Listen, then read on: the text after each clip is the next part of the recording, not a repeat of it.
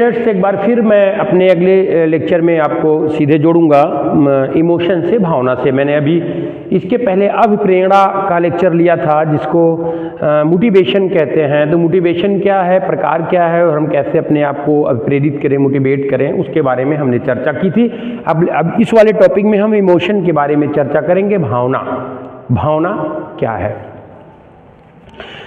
भावना एक मानसिक प्रक्रिया है। भावना क्या है? एक मानसिक प्रक्रिया, हमारे दिमाग में उत्पन्न होने वाली एक प्रक्रिया है। जो मानसिक प्रक्रिया क्या है? क्रोध हो सकता है, भय हो सकता है, खुशी हो सकता है।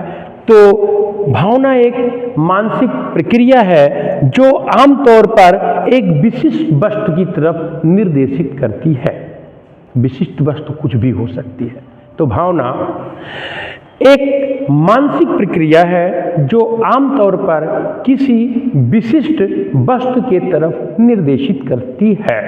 अब प्रक्रिया की बात करें विशिष्ट वस्तु, तो वो क्रोध, भय और खुशी जो हमारे दिमाग में है। हम खुश होकर के किसी के प्रति विशेष जो है आग्रह रखें, या विशेष उसके प्रति हम एक प्रकार का अनुग्रह रखें, या क्रोध में आकर के हमने उस भावना के बदले से बदला लेने का प्रयास करें, या हम डर की वजह से अपनी भावना रखें।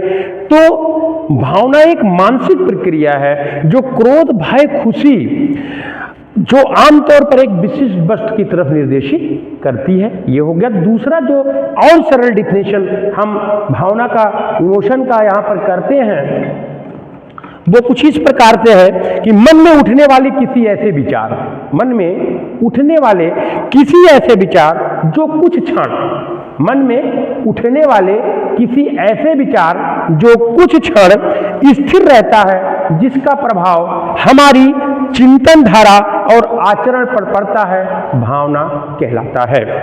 मन में उठने वाले किसी ऐसे विचार जो कुछ क्षण स्थिर रहता है और जिसका प्रभाव हमारी चिंतन और विचारधारा पर पड़ता है, भावना कहलाता है। इसका सीधा उदाहरण क्या है कि मन में उठने वाली कोई ऐसा विचार, जैसे किसी ने आपसे दुखी होकर के या रो करके कोई बात बताई, अपने दुख को बताई, तो आप उसके दुख से दुखी होकर के उसके भावना में बह गए। तो वो कुछ समय के लिए उठा आपके मन में और आपने उसका मदद किया।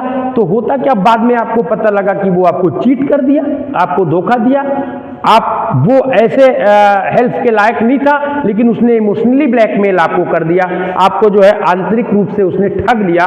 तो उस समय जो है कुछ क्षण वो भावना स्थिर रहती है, उसके बाद हमको पता चलता है। तो कहते हैं कि मन में उठने वाली ऐसी विचारधारा जो कुछ क्षण तक स्थिर रहता है, जिसका प्रभाव हमारी चिंतन धारा और आचरण पर पड़ता है। मैंने कहा ना कि कोई आकर के आपको रोया और रो करके अपनी बातों को बताया, जिससे दुखी और व्यथित होकर के आपने मदद किया, बाद में वो पता चला। ऐसा नहीं, बहुत लोग कहते नहीं, आजकल देखिए कहते हैं कि हमारे यहाँ कैंसर हो गया, वो जूझ रहे हैं, वो मर गए हैं, हम 3 दिन से खाना नहीं खाएं, हम छूट गए। तो आपको ब्लैकमेल जो लोग करते हैं, तो आप क्या करते हैं, भावना में बह जाते हैं और बह करके काम को करते हैं। इसी प्रकार से प्रेम, अत्यधिक प्रेम किसी के प्रति आना और फिर उसके हिसाब से कार्य को करना, बाद में पता लगा आपको धोखा मिल गया, तो आप क्या करते हैं, फिर तब आपको पता चलता रहे तो हमने गलत कर दिया। तो भावना कुछ नहीं है, ये मन में उठने वाला एक ऐसा विचार है जो कुछ क्षण रहता है, जो हमारी विचारधारा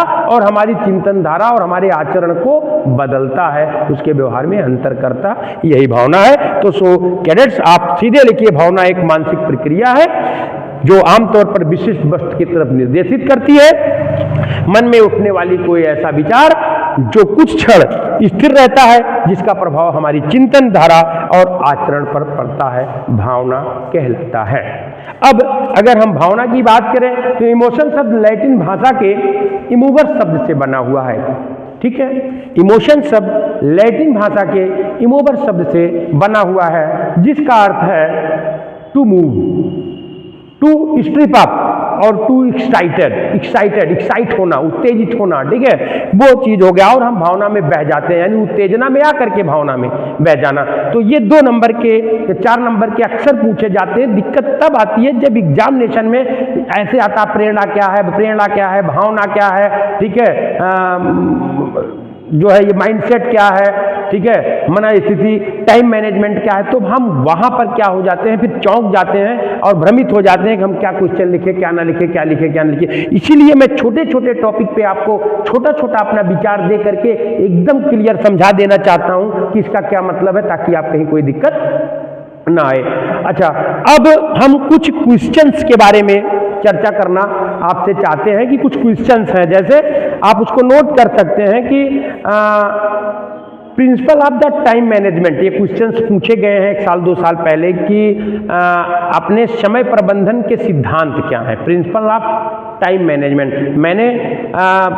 जब मैंने आपको जो है समय प्रबंधन पढ़ाया था तो उसमें सिद्धांत के बारे में चर्चा किया था, आप वो वीडियो आप हमारा देख सकते हैं, तो उसमें आपको मिल जाएगा कि समय प्रबंधन के क्या सिद्धांत हैं, प्रिंसिपल ऑफ टाइम मैनेजमेंट क्या है। अब आता है निर्णय क्षमता, डिसीजन मेकिंग, इसके बारे में मैं आपको बताऊंगा, ये भी 2 नंबर का आता है, आपको अगले वीडियो आप देखते रहिए, मिल जाएगा।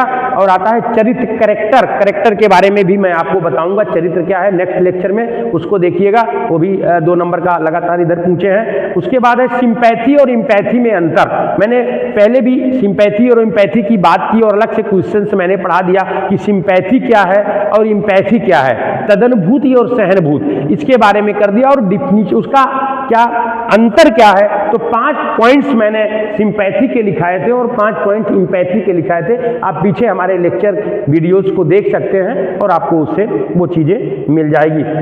अब आता है कि प्रेरणा को कैसे परिभाषित करें, नेक्स्ट लेक्चर में आपको प्रेरणा हम पढ़ाएंगे।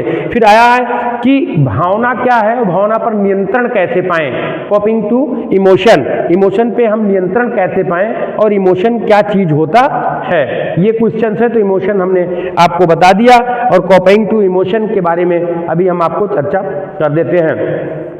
आता है कि अपने मनोवृत्ति को समझें, मनोवृत्ति क्या है, तो मनोवृत्ति के बारे में हम आपसे चर्चा करेंगे। शिष्टाचार, शिष्टाचार के बारे में पूछा गया है क्वेश्चन, तो शिष्टाचार भी अगले वीडियोज में हम आपको पढ़ाएंगे। ये छोटे छोटे टॉपिक सब हम अगले वीडियोज में हम आपको बढ़ाएंगे। अब पढ़ा गया कि वैल्यू क्या है, वैल्यू, और टीम क्या है, टीम मतलब जो दल, समूह, ठीक है, ये पूछा गया है। वैल्यू, मोरल वैल्यू क्या है, ऑनर कोड के बारे में पूछा गया, इसके बारे में भी हम अगले लेक्चर में सब छोटे छोटे जो टॉपिक्स हैं सबको हम सबमिट करते हुए आपको बताएंगे।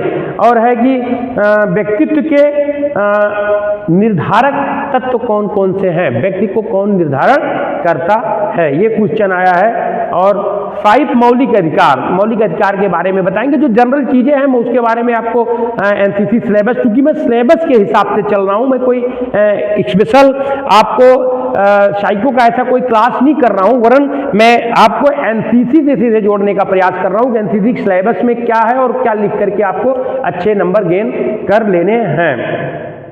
नागरिक किसे कहते हैं और अच्छे नागरिक के 5 कर्तव्य, तो आपको हम सिटीजनशिप पढ़ा देंगे और 5 कौन ऐसे कर्तव्य नागरिक के, उसके बारे में भी हम चर्चा करेंगे। संचार के 3, कम्युनिकेशन के 3 प्रकार बताएं, तो कम्युनिकेशन के बारे में भी हम लेक्चर में चर्चा करेंगे।